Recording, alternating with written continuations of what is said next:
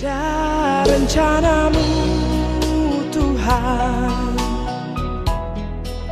di dalam hidupku, walau ku... Shalom, haleluya, puji Tuhan. Kita semua pasti diberkati dalam pemeliharaan Tuhan.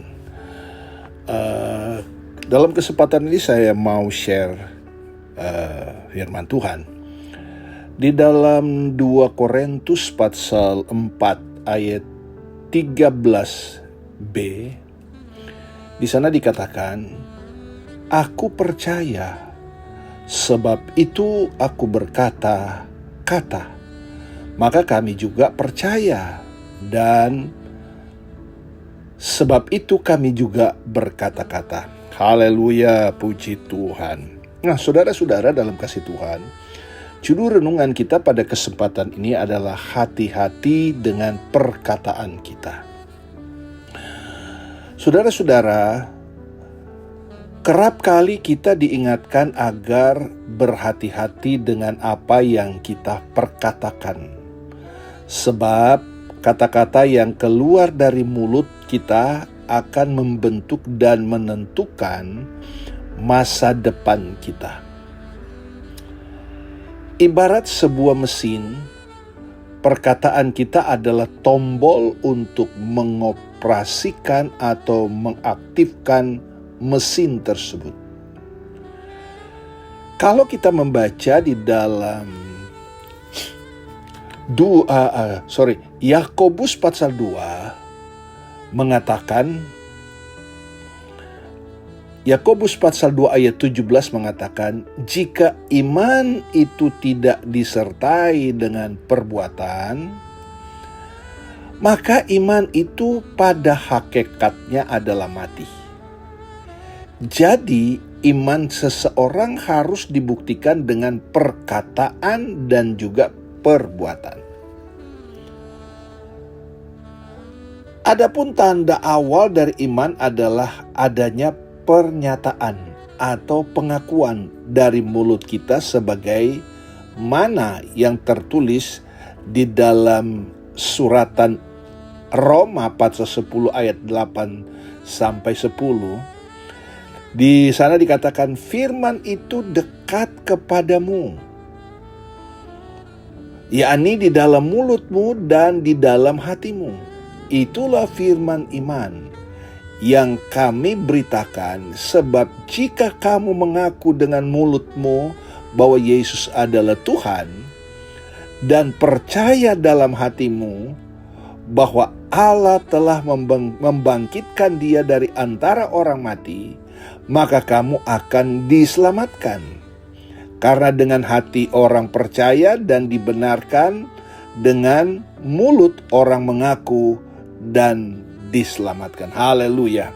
Nah, saudara-saudara dalam kasih Tuhan, oleh karena itu kita tadi sudah membaca firman Tuhan. Oleh karena itu, saudara, setiap anak Tuhan harus belajar mengucapkan apa yang ia percayai dalam hati sesuai dengan firman Tuhan.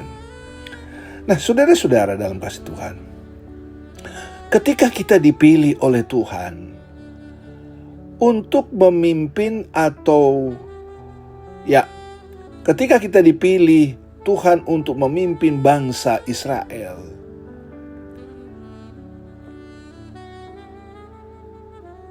ketika kita dipilih Tuhan untuk memimpin bangsa Israel menggantikan Musa, Yosua diberi kunci penting oleh Tuhan agar perjalanan hidupnya dan tugas dari Tuhan itu berhasil dan berkemenangan.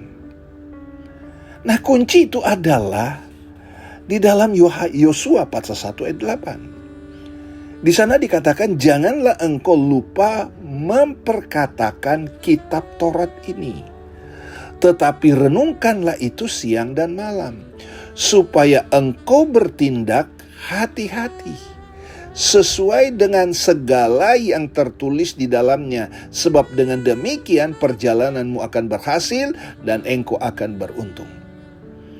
Nah, saudara-saudara, ini adalah firman yang datang kepada Yosua.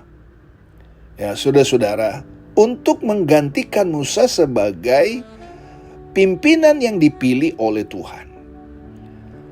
Untuk mengalami kemenangan, saudara-saudara, ya, harus merenungkan kebenaran firman Tuhan, memperkatakan dengan iman firman itu. Memperkatakan firman dengan iman melalui ucapan atau perkataan adalah langkah awal mencapai keberhasilan dan keberuntungan bagi semua orang percaya. Jadi saudara-saudara, banyak yang menganggap remeh atau sepele hal ini. Kita menganggap isi Alkitab tak jauh berbeda dengan tulisan buku-buku sejarah atau ilmu pengetahuan lain. Padahal, saudara-saudara dalam kasih Tuhan, Injil adalah kekuatan Allah dan menyelamatkan setiap orang percaya. Sebab di dalamnya, di dalam firman, di dalam Injil, nyata kebenaran Allah yang bertolak dari iman yang memimpin kepada iman. Seperti ada tertulis, orang benar akan hidup oleh iman. Jadi saudara-saudara dalam kasih Tuhan, mari saudara-saudara dalam kasih Tuhan, ya, hati-hati kita menggunakan perkataan. Hati-hati. Itu sebabnya penuhilah kehidupan kita dengan perkara-perkara rohani, perkara-perkara yang benar, sehingga apa yang kita perkatakan itu betul-betul menguatkan orang lain, meneguhkan orang lain. Ya saudara-saudara, karena firman Allah adalah kebenaran, dan firman itulah yang memberikan kita jalan keluar, kekuatan, bahkan penghiburan ketika kita menghadapi kesulitan-kesulitan. Jadi saudara-saudara, sebagai anak Tuhan yang telah dipilih oleh Tuhan, kita adalah orang-orang benar. Mari kita hidup oleh firman dan jadilah berkat setiap perkataan kita.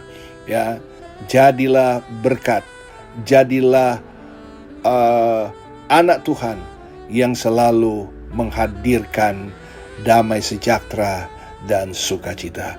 Tuhan Yesus menolong kita semua. Tuhan Yesus memberkati kita semua. Amin.